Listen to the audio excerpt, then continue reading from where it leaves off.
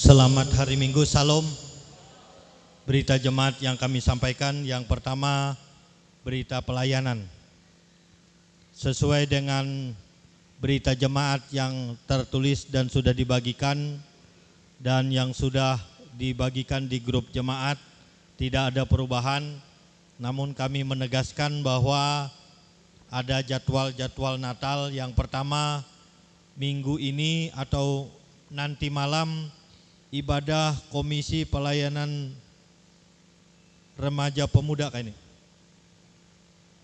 Komisi Pelayanan Remaja Pemuda Resort Samihim di Bakau. Hari ini dilaksanakan pukul 18. Jadi kalau ada rombongan pemuda yang mau berangkat,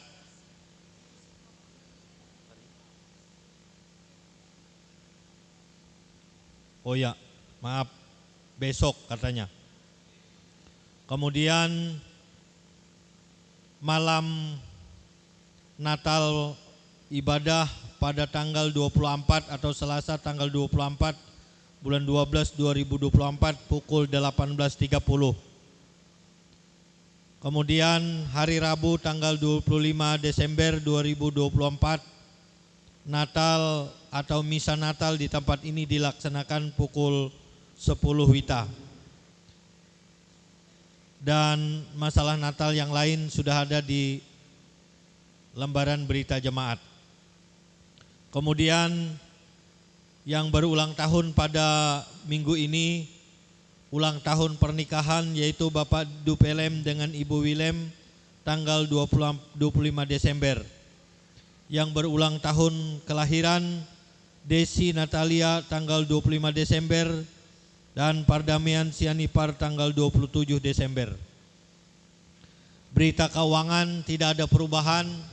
Demikian juga berita keuangan Natal tidak ada perubahan, dan kami menyampaikan saldo kas Natal untuk pada hari ini Rp1.912.000.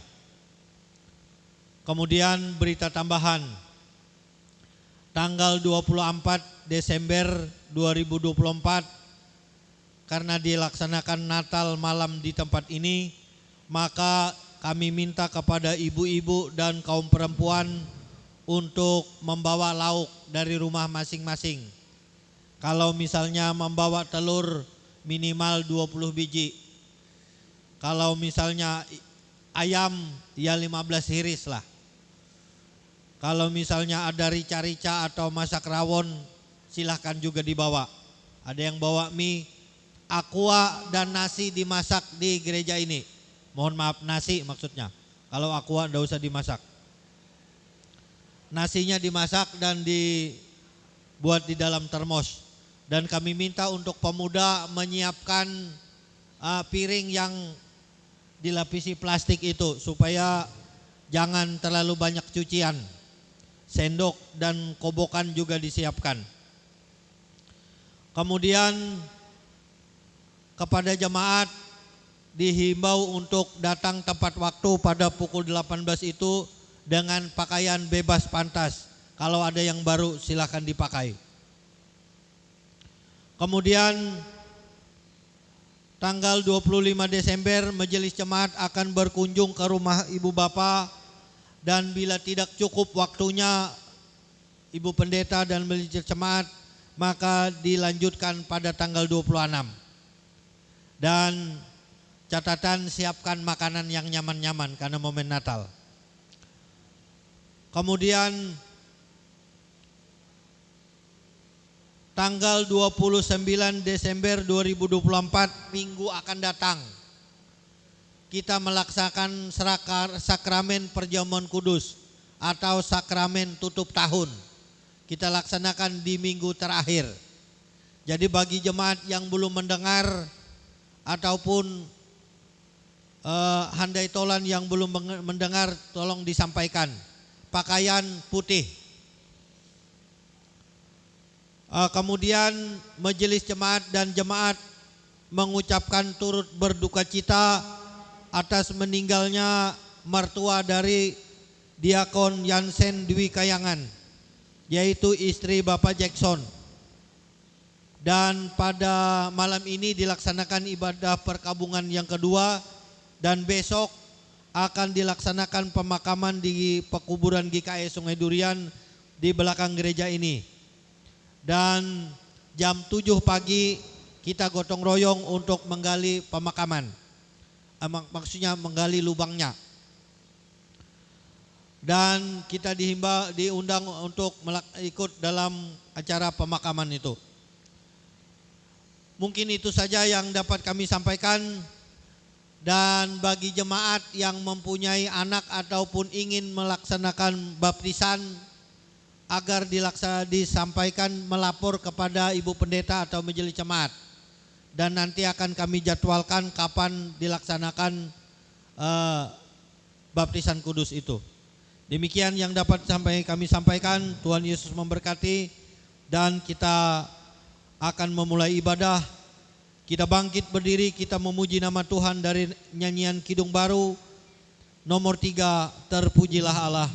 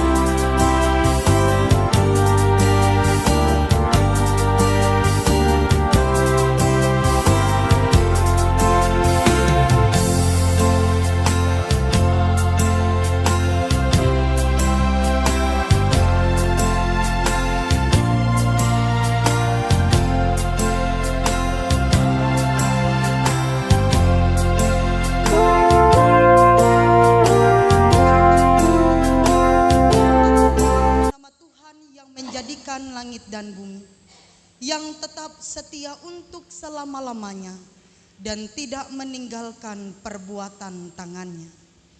Kasih karunia dan damai sejahtera dari Allah Bapa kita dan dari Tuhan Yesus Kristus menyertai kamu.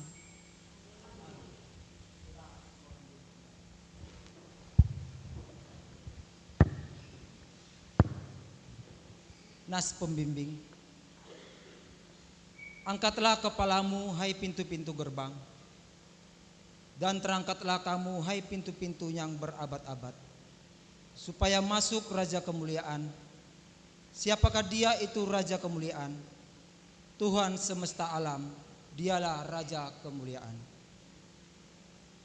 Untuk menyambut nas pembimbing, kita memuji nama Tuhan dari Kidung Jemaat nomor 39 ayat 1 dan 2.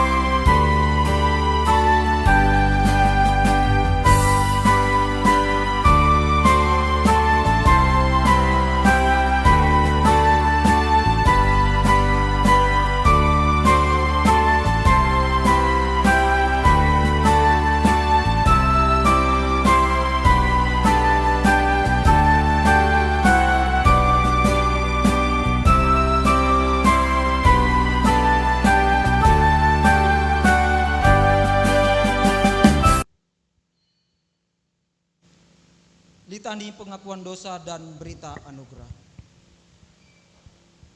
Taurat Tuhan itu sempurna, menyegarkan jiwa. Peraturan Tuhan itu teguh, memberikan hikmat kepada orang yang tak berpengalaman. Namun kita telah melanggar hukum Tuhan. Oleh sebab itu marilah kita merendahkan diri di hadapan Tuhan Allah kita dan mengaku dosa kita kepadanya. Kita berdoa. Ya Tuhan, kami telah berdosa terhadap sesama kami. Yang kami lakukan melalui pikiran, perkataan, dan perbuatan kami telah banyak menyimpang dari jalan-Mu yang benar.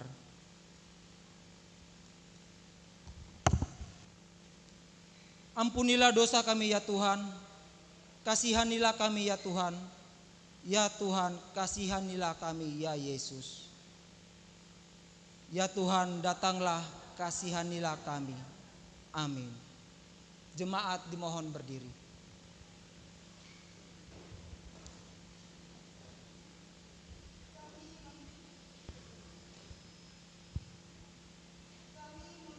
Berita anugerah kepada sekalian orang yang telah mengaku dosanya dengan tulus ikhlas. Yeremia pasal yang ke-33 ayat yang ke-8 berkata demikian. Aku akan mentahirkan mereka dari segala kesalahan yang mereka lakukan dengan berdosa terhadap aku. Dan aku akan mengampuni segala kesalahan yang mereka lakukan dengan berdosa dan dengan memberontak terhadap aku. Kita sambut berita anugerah dengan memuji nama Tuhan dari Kidung Jemaat nomor 40 ayat 1 sampai dengan ayat yang ketiga. Ajaib benar anugerah.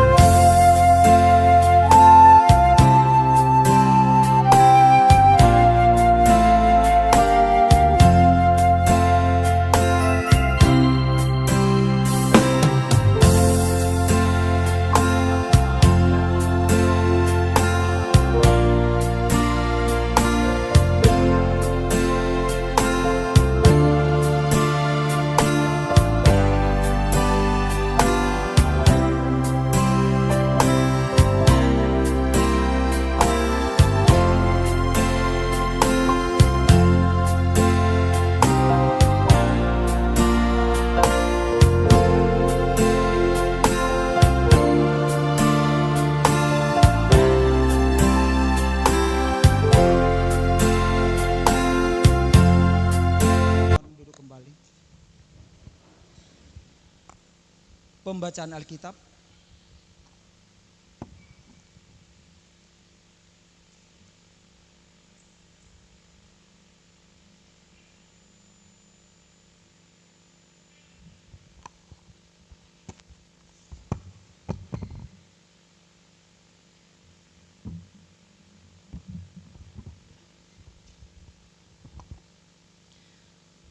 Salam. Pembacaan Alkitab terambil dalam kitab Mika pasalnya yang kelima, ayatnya yang pertama sampai ayatnya yang ke-14. Di sini saya akan mengajak sidang jemaat sekalian untuk membacakannya secara bergantian. Mika pasalnya yang pertama, ayatnya yang ke-1 dan ayatnya yang ke-14 dengan bunyi perikop demikian. Raja Mesias dan penyelamatan Israel. Tetapi engkau, hai Betlehem Efrata, hai yang terkecil di antara kaum-kaum Yehuda, daripadamu akan bangkit bagiku seorang yang akan memerintah Israel. Demikianlah firman Tuhan, aku akan melenyapkan kudamu dari tengah-tengahmu dan akan membinasakan kereta. Saya ulangi lagi, tetapi engkau, hai Betlehem Efrata, hai yang terkecil di antara kaum-kaum Yehuda, daripadamu akan bangkit bagiku seorang yang akan memerintah Israel, yang permulaannya sudah sejak purbakala, sejak dahulu kala.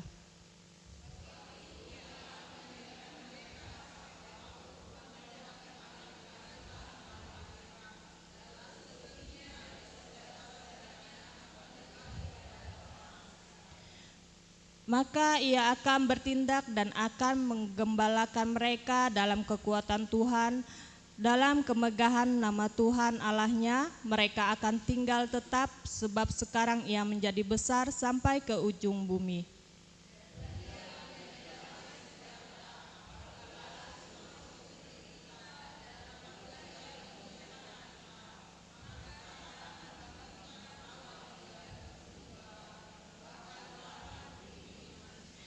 Mereka itu akan mencukur negeri Asyur dengan pedang dan negeri Nimrod dengan pedang terhunus. Mereka akan melepaskan kita dari Asyur apabila ia ini masuk ke negeri kita dan menginjak daerah kita.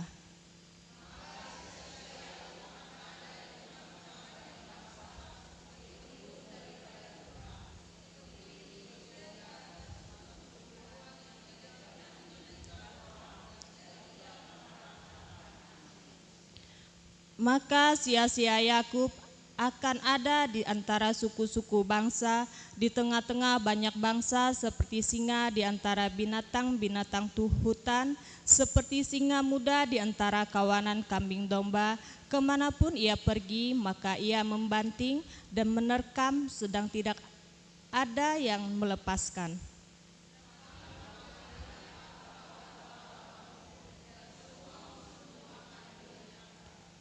Maka akan terjadi pada waktu itu, demikian firman Tuhan, aku akan melenyapkan kudamu dari tengah-tengahmu dan akan membinasakan keretamu.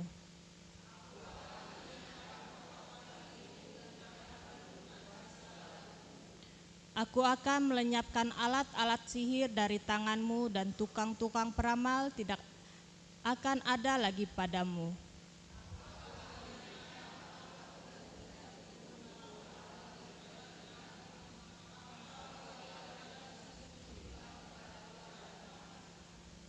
Aku akan menyentakan tiang-tiang berhalamu dari tengah-tengahmu dan akan memunahkan berhalamu.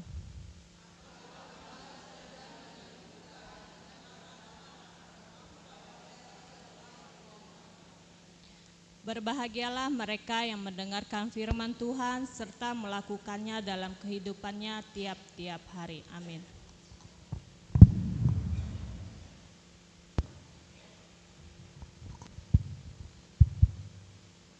Dengan hati yang penuh dengan sukacita, kita akan mendengarkan kebenaran firman Tuhan. Namun mari kita menyambut kebenaran firman Tuhan dengan memuji dari NKB nomor 119 ayat 1 dan 2. Nyanyikan lagi bagiku.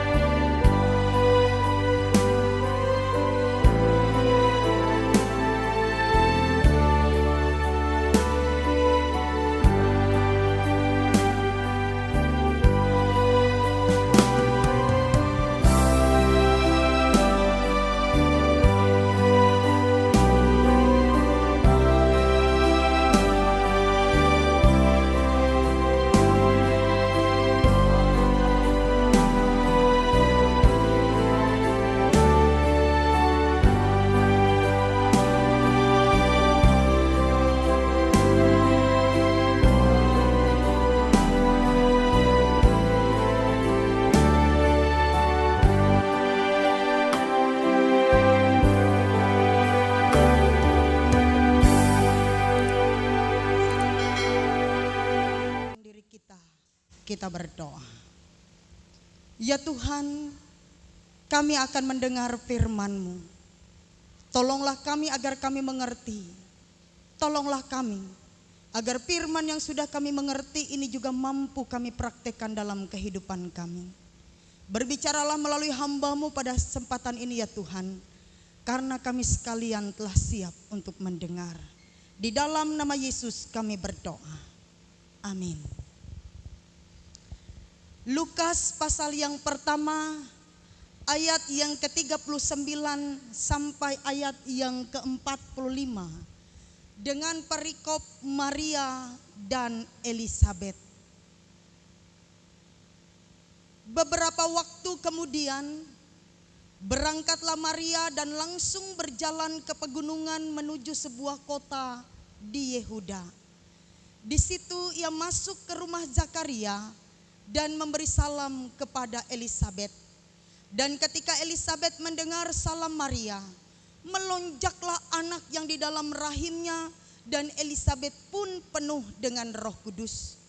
Lalu berseru dengan suara nyaring, "Diberkatilah engkau di antara semua perempuan, dan diberkatilah buah rahimmu. Siapakah aku ini sampai ibu Tuhanku datang mengunjungi aku?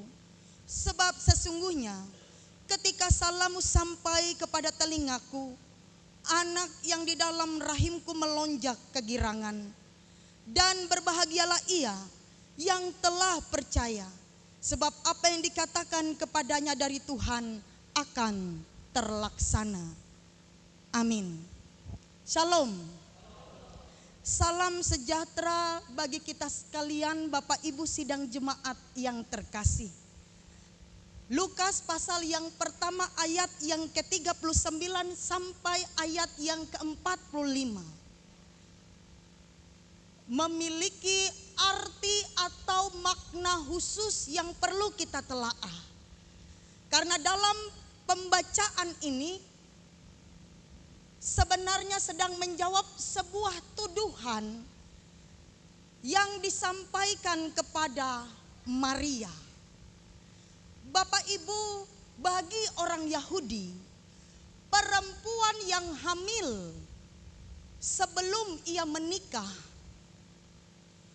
perempuan yang ada akan mendapat hukuman. Apa hukumannya? Yang pertama, ia bisa saja dirajam dengan batu sampai ia mati karena ia dianggap telah berzina. Bapak Ibu pasti pernah mendengar cerita tentang perempuan yang hampir mati karena kedapatan berzina dan dibawa menghadap Tuhan Yesus untuk dihakimi.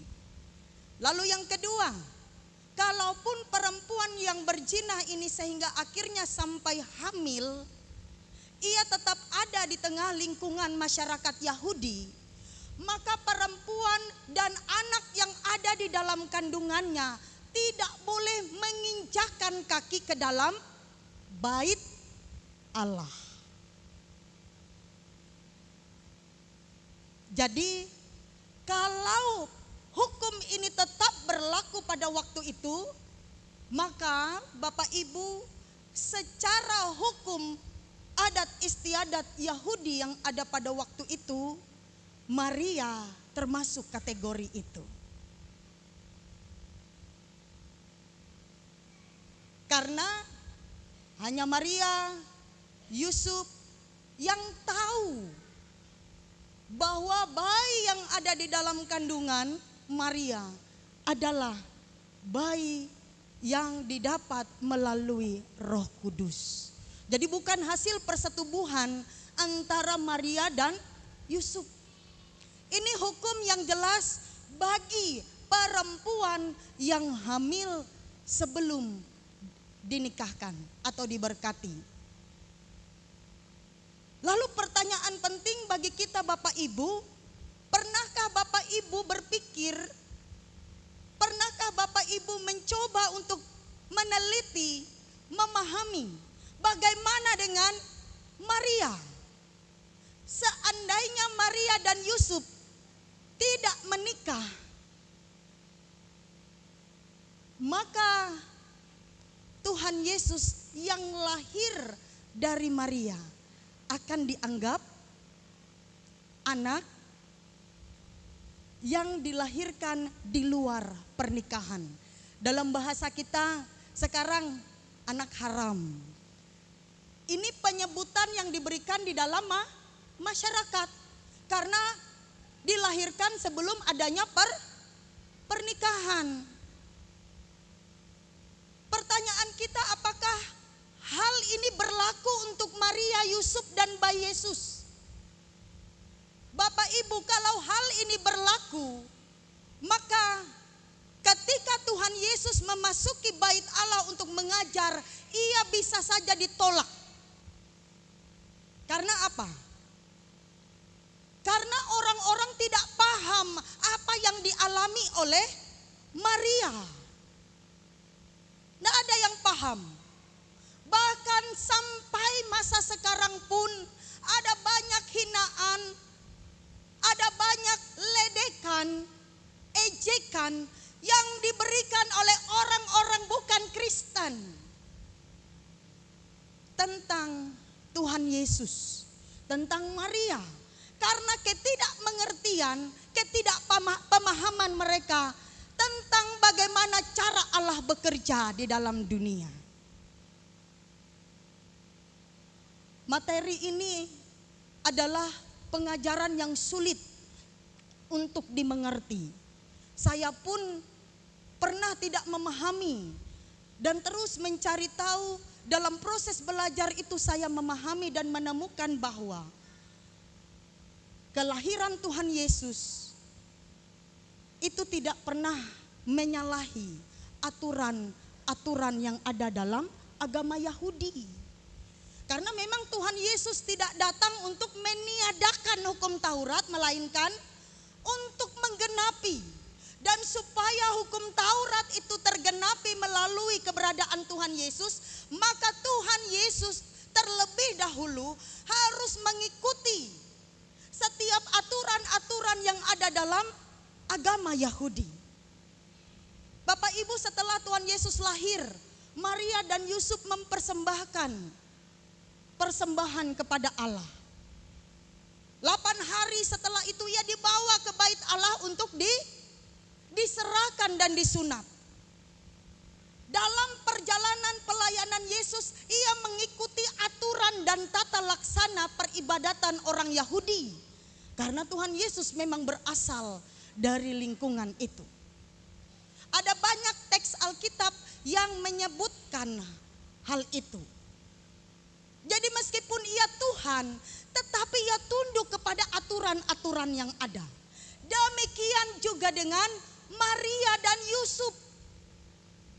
Supaya bayi Yesus bisa diterima dan diakui di lingkungan orang-orang Yahudi.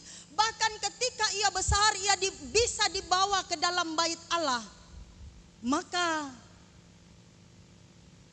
Maria dan Yusuf harus datang kepada imam, supaya keberadaan mereka dan bayi yang ada di dalam kandungan Maria dinyatakan oleh imam sah. Maka Bapak Ibu, kunjungan Maria kepada Elizabeth dalam pembacaan kita pada hari ini bukan sekedar kunjungan biasa. Karena Zakaria adalah seorang imam, suami dari Elizabeth, sepupu dari Maria. Kedatangan Maria untuk berjumpa dengan Elizabeth sekaligus Zakaria untuk membenarkan keberadaan mereka, supaya Yusuf dan Maria dikatakan sah secara adat istiadat dan aturan orang Yahudi. Tidak membutuhkan penjelasan yang panjang lebar bagi Zakaria dan Elizabeth untuk membenarkan bahwa bayi yang ada di dalam kandungan Maria berasal dari Allah. Dikatakan di dalam ayat yang ke-43. Siapakah aku ini sampai ibu Tuhanku datang mengunjungi aku? Sebab sesungguhnya ketika salammu sampai ke telingaku, anak yang di dalam rahimku melonjak kegirangan. Dan berbahagialah ia yang telah percaya, sebab apa yang dikatakan kepadanya dari Tuhan akan terlaksana. Pernyataan Elisabet ini mengkonfirmasi, artinya menyetujui bahwa bayi yang ada dalam kandungan Maria itu berasal dari Allah. Dan mereka memang sudah tahu sebelumnya, malaikat Tuhan sudah menyampaikan hal itu kepada Zakaria ketika Zakaria menghadap Allah di baitnya. Apa yang dapat kita pelajari dari hal ini Bapak Ibu? Yang pertama, kelahiran Tuhan Yesus ke dalam dunia ini, meskipun itu adalah inisiatif Allah dan lahir dengan cara yang di luar pemahaman manusia, tetapi tetap berada dalam jalur dan hukum yang berlaku pada waktu itu. Sehingga dari sisi hukum Taurat, adat istiadat Yahudi, kelahiran Tuhan Yesus tidak bertolak belakang. Ketika Maria dan Yusuf bertunangan, tiba-tiba Maria hamil. Kalau orang-orang yang ada di sekitar mereka tidak diberi pemahaman oleh Roh Kudus, maka orang akan menganggap bahwa Maria hamil di luar nikah. Dan seperti hukum yang berlaku, Maria harus mati. Atau ia harus keluar dari perkumpulan orang Yahudi, sehingga ia dan bayi Yesus tidak boleh menginjakkan kaki di bait Allah. Tetapi Bapak Ibu, dalam tata laksana orang Yahudi, seperti yang saya katakan tadi, Maria dan Yusuf bisa membawa bayi Yesus ke bait Allah umur 8 hari. Sehingga diserahkan, lalu kemudian disunat. Tidak melanggar hukum yang berlaku pada waktu itu. Dan menjawab berbagai tuduhan-tuduhan seputar iman Kristen yang ada. Di minggu sengsara yang keempat ini, mengapa hal ini disampaikan kepada kita? Hal yang paling penting untuk kita pelajari adalah, kalau Maria, Yusuf, dan Allah yang bekerja, mereka bekerja dalam sistem atau aturan yang ada. Maka demikian juga gereja bekerja. GKE memiliki aturan-aturan.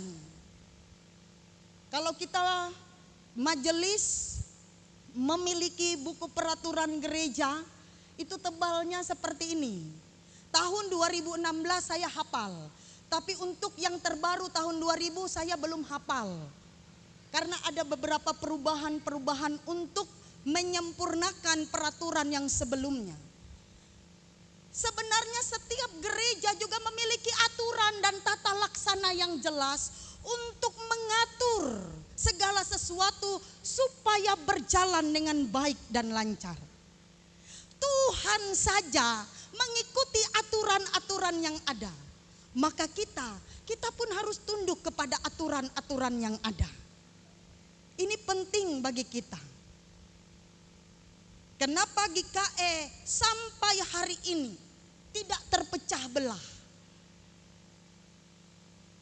Punya satu sinode, tetapi banyak berada di wilayah-wilayah. Karena kita mengikuti aturan yang jelas. Kita punya aturan yang sudah disepakati, aturan yang harus kita laksanakan bersama.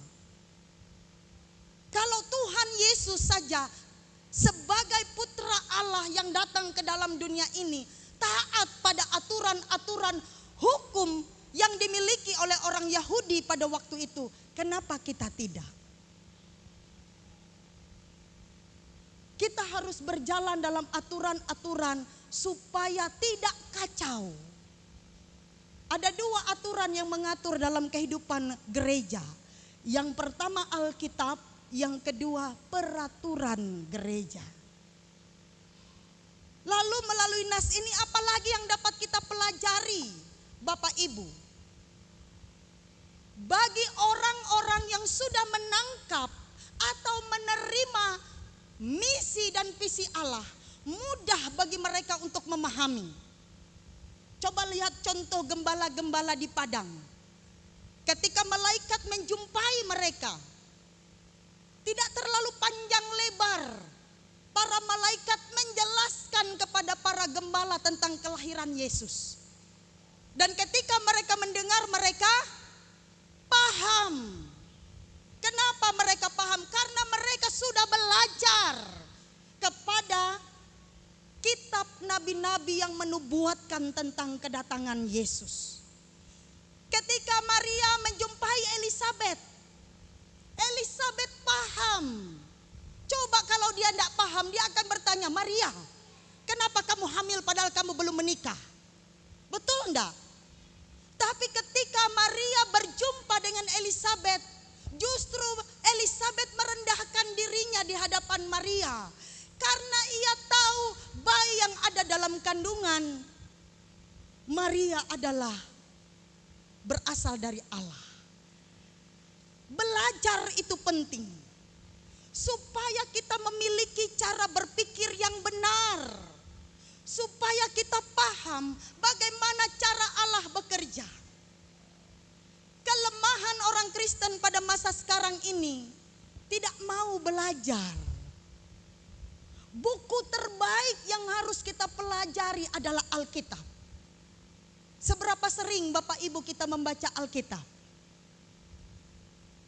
Merenungkan firman Tuhan, mendengar firman Tuhan untuk melatih kita supaya kita paham apa yang menjadi kehendak Allah dalam hidup kita.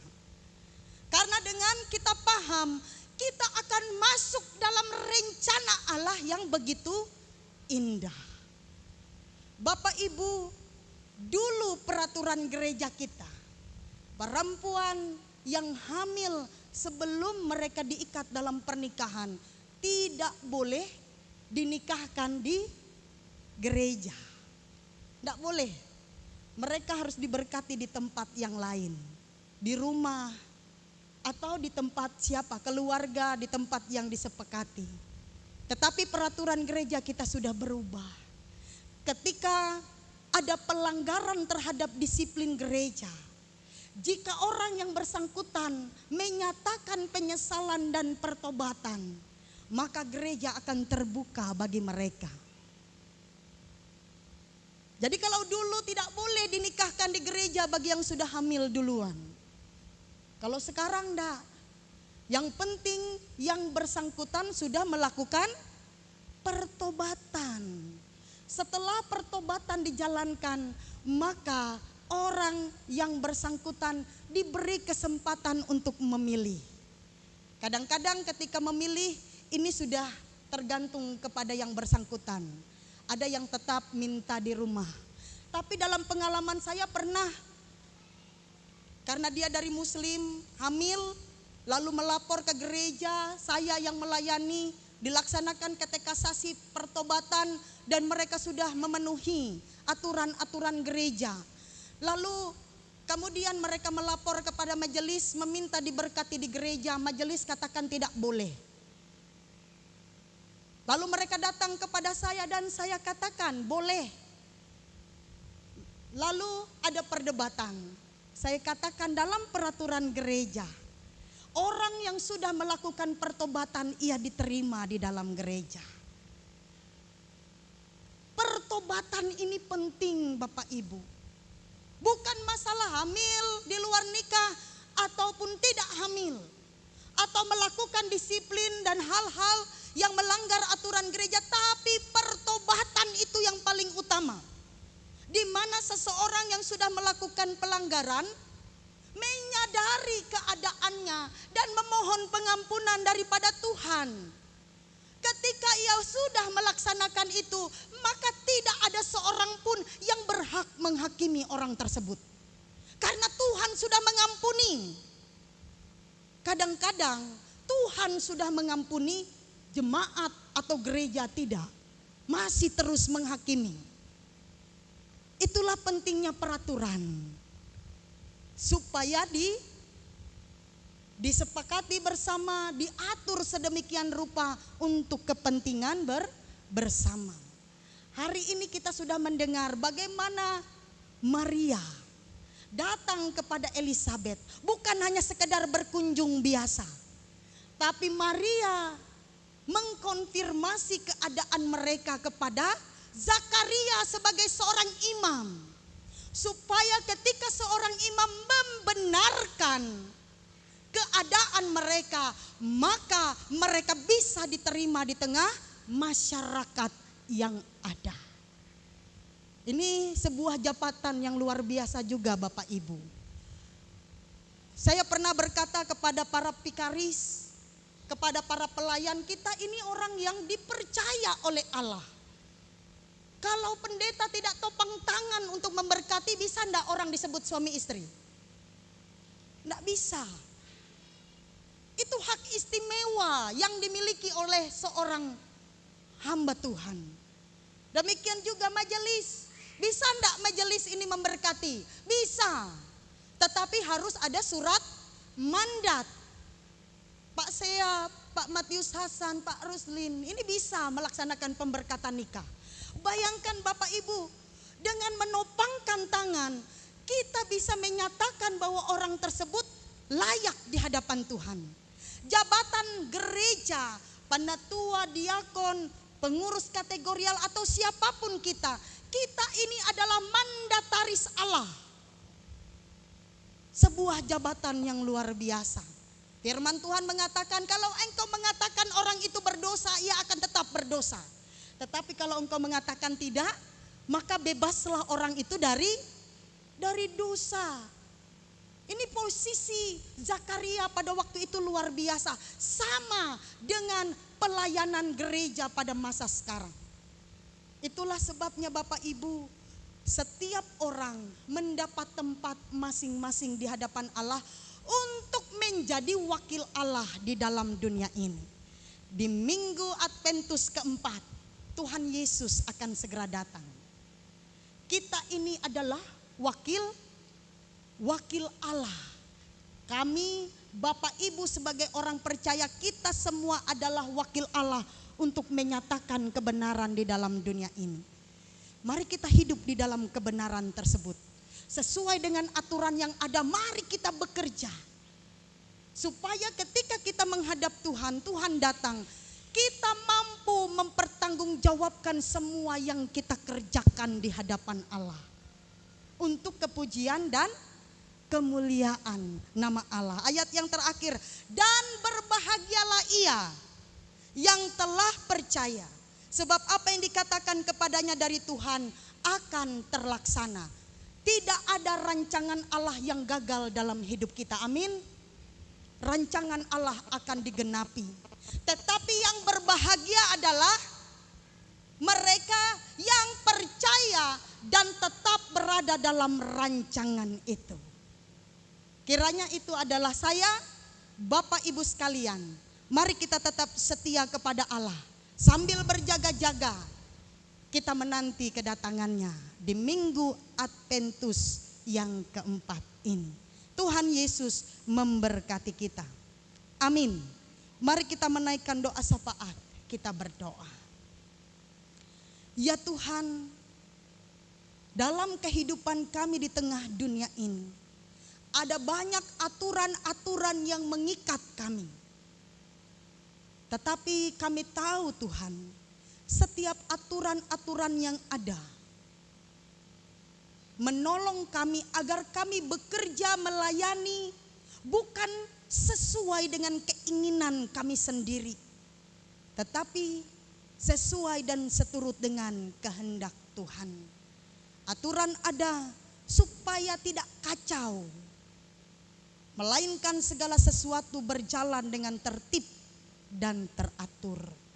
Hari ini kami boleh melihat contoh dan keteladanan yang dilakukan oleh Maria. ia taat dan patuh pada aturan yang ada. Dan untuk dibenarkan, ia datang kepada Zakaria serta Elisabet, supaya penggenapan janji Allah melalui hidupnya terlaksana sesuai dan seturut dengan kehendak Bapa di sorga.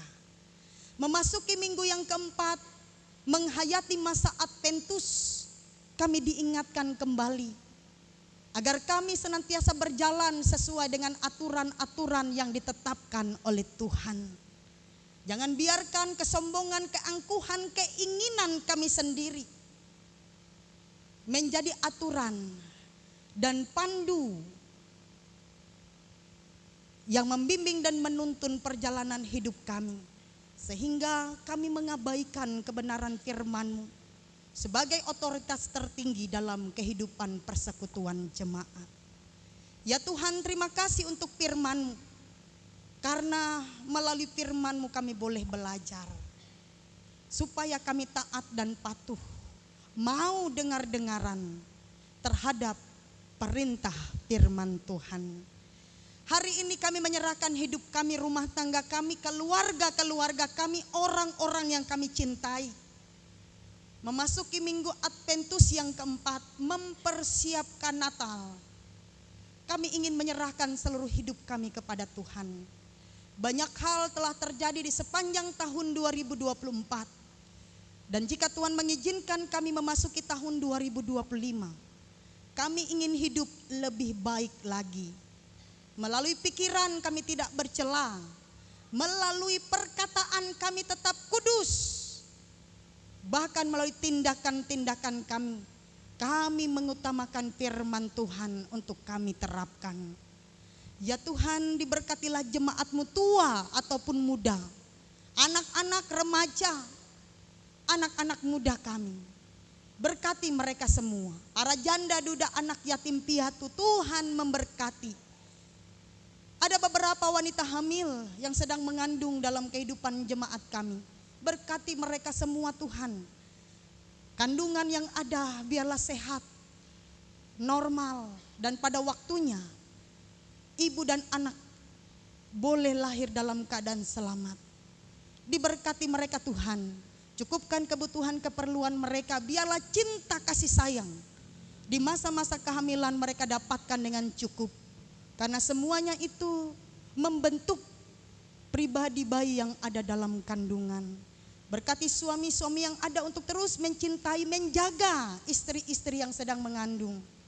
Biarlah suami-suami menjadi suami-suami yang penuh cinta dan kasih sayang. Kami berdoa bagi jemaat kami yang mengharapkan kehadiran seorang anak di tengah rumah tangga mereka. Kami percaya indah pada waktunya Tuhan. Tuhan akan memberikan yang terbaik. Demikian juga kami berdoa bagi anak-anak muda kami, mereka yang sedang sekolah di tempat-tempat yang jauh, yang masih berada dalam perjalanan kembali, ataupun yang sudah datang dan berkumpul dengan keluarga pada saat ini. Anak-anak muda kami yang sedang mencari pekerjaan, anak-anak muda kami yang sedang mencari pasangan hidup, Tuhan berikan yang terbaik. Biarlah di masa muda mereka bisa memanfaatkan. Ada banyak hal berharga yang dapat mereka lakukan dan melaluinya nama Tuhan dipermuliakan. Kami berdoa bagi para lansia dalam kelemahan ketidakberdayaan, jika Tuhan mengizinkan mereka meninggalkan tahun 2024 dan nantinya memasuki tahun 2025. Biarlah sukacita, kebahagiaan Tuhan tambah-tambahkan. Diberkatilah kami para pelayan gereja yang terus memberi diri dalam pelayanan yang ada. Ketika kami disakiti, difitnah, ketika hal yang tidak baik dikatakan kepada kami, ajarlah kami untuk tetap tunduk kepada firman Tuhan. Karena kami tahu bukan kami yang memilih pelayanan ini, tetapi Tuhan yang memberi kepercayaan kepada kami. Jika manusia mengatakan kami tidak layak atau tidak pantas, tetapi jika Tuhan yang memantaskan dan melayakkan kami, maka biarlah kami tetap melayani dengan sepenuh hati kami.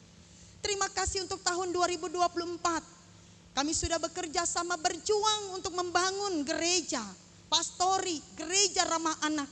Semua boleh terselesaikan meskipun belum 100%. Tuhan terima kasih, panitia pembangunan dan semua kami Kami sudah bekerja sama. Biarlah apa yang kami lakukan tidak sia-sia. Dan di tahun yang baru kami akan memulai pembangunan lagi.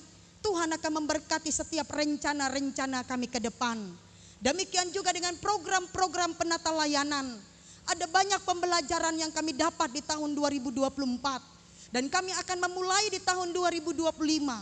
Tuhan memampukan kami, khususnya jemaat di KM Maranatha Sungai Duri, Anugerah Sungai Durian. Kami adalah jemaat induk. Beri kami kemampuan untuk terus bertumbuh di dalam kebenaran, taat patuh kepada aturan. Terutama kami boleh menjadi contoh dan teladan bagi jemaat-jemaat lain di wilayah pelayanan Resort GKS Samihing. Terima kasih untuk dukungan jemaat sampai saat ini. Dan biarlah apa yang sudah kami lakukan untuk pekerjaan Tuhan, Tuhan kembalikan kepada kami berlipat kali ganda dalam bentuk-bentuk yang lain yang Tuhan berkenan untuk memberikannya kepada kami. Kami menyerahkan ke Yakobus, Mama Kesi, Ibu Heliana, saudara kami Santi Zakaria, yang juga saat ini sedang bergumul dengan sakit penyakit. Tuhan memberi kekuatan, kesembuhan, kemampuan bagi mereka untuk tetap bergantung dan bersandar kepada Tuhan. Jemaat-jemaat kami yang lainnya yang tidak dapat kami sebutkan, apapun pergumulan sakit penyakit yang mereka alami dan rasakan pada saat ini, Tuhan Engkau menyembuhkan mereka. Kami bersyukur bersama Bapak Dupelem dan Ibu Wilem pada tanggal 25 Desember boleh merayakan ulang tahun pernikahan. Kami bersyukur bersama anak kami Desi Natalia pada tanggal 25 Desember merayakan ulang tahun kelahiran. Demikian juga Bapak Pardamean Sianipar pada tanggal 27 Desember. Engkau memberkati mereka semua. Ulang tahun pernikahan, ulang tahun kelahiran, membawa ucapan syukur dan sukacita di hadapan Tuhan. Sehingga dengan apa yang Tuhan berikan, mereka boleh semakin melayani Tuhan dalam kesetiaan sesuai dengan talenta dan karunia yang mereka miliki masing-masing. Terima kasih Tuhan. Kami juga menyerahkan jemaat kami yang akan bepergian jauh pulang ke kampung halaman untuk merayakan Natal bersama dengan keluarga yang jauh. Engkau memberkati perjalanan mereka masing-masing yang berangkat hari ini, esok, atau di lain hari. Engkau menyertai mereka semua. Secara khusus kami menyerahkan Bapak Haryanja dan keluarga. Hari ini mereka akan berangkat ke Banjarbaru. Pada tanggal 24 mereka akan berangkat ke Medan. Dan nantinya mereka akan kembali pada tanggal 7 Januari. Sertai perjalanan mereka rangkaian demi rangkaian yang ada. Mereka akan berangkat dalam keadaan selamat, kembali dalam keadaan selamat. Kehadiran mereka di kampung halaman akan menjadi berkat. Dan ketika mereka pulang, mereka pun akan menjadi berkat. Di tempat mereka bekerja, di tengah kehidupan bersama masyarakat di mana mereka berada. Terima kasih, kami menyerahkan seluruh jemaat-Mu ini Tuhan, yang melakukan perjalanan-perjalanan jauh untuk pulang ke kampung halaman dan berkumpul dengan keluarga. Kami yang akan tinggal di tempat ini, kami pun Tuhan berkati, sehingga kami juga boleh menikmati Natal dan Tahun Baru bersama dengan keluarga kami masing-masing. Terima kasih Tuhan. Ini doa permohonan kami. Kami mau serahkan di dalam satu nama, Yesus Kristus adalah Tuhan dan Juru Selamat kami yang mengajar kami berdoa, yang kami ucapkan bersama demikian. Bapa kami yang ada di sorga, dikuduskanlah namamu, datanglah kerajaan-Mu, jadilah kehendak-Mu di bumi seperti di sorga. Berikanlah kami pada hari ini makan kami yang secukupnya, dan ampunilah kami akan kesalahan kami, seperti kami juga mengampuni orang yang bersalah kepada kami. Dan jangan bawa kami dalam pencobaan, tetapi lepaskanlah kami daripada yang jahat. Karena Engkau yang punya kerajaan dan kuasa dan kemuliaan sampai selama-lamanya. Amin.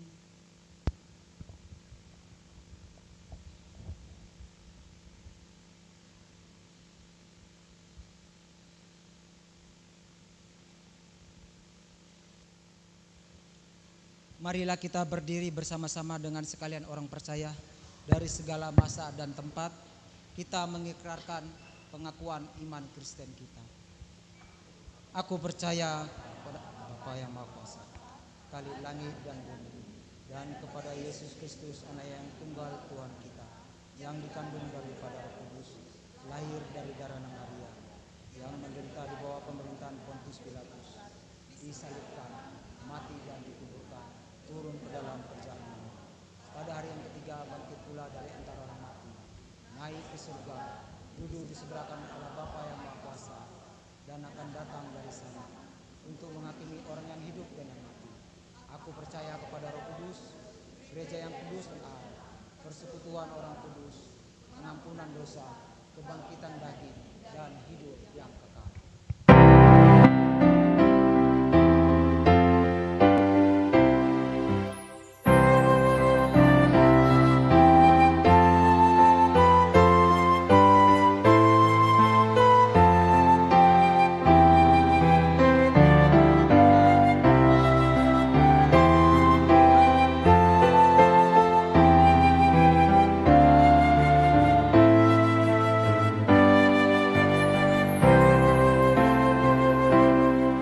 Dimohon duduk kembali. Marilah kita mempersembahkan persembahan syukur kita kepada Tuhan Allah kita. Dengarkanlah nas pengantar persembahan. Mereka semua akan datang dari Seba, akan membawa emas dan kemenyan, serta memberikan perbuatan masyhur Tuhan.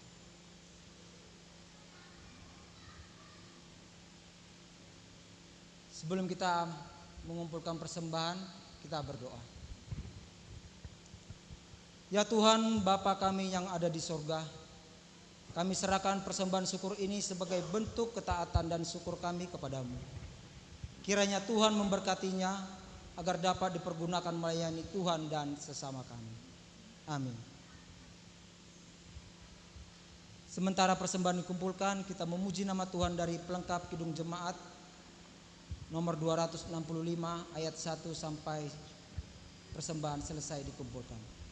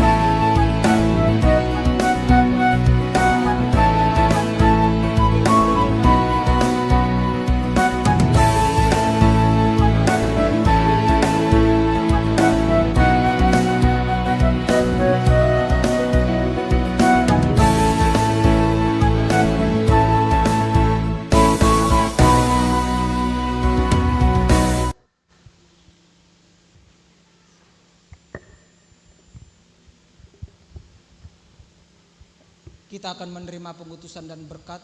Jemaat dimohon untuk berdiri. Kita memuji nama Tuhan dari Kidung Jemaat nomor 412 ayat 1 dan 2. Tuntun aku Tuhan Allah.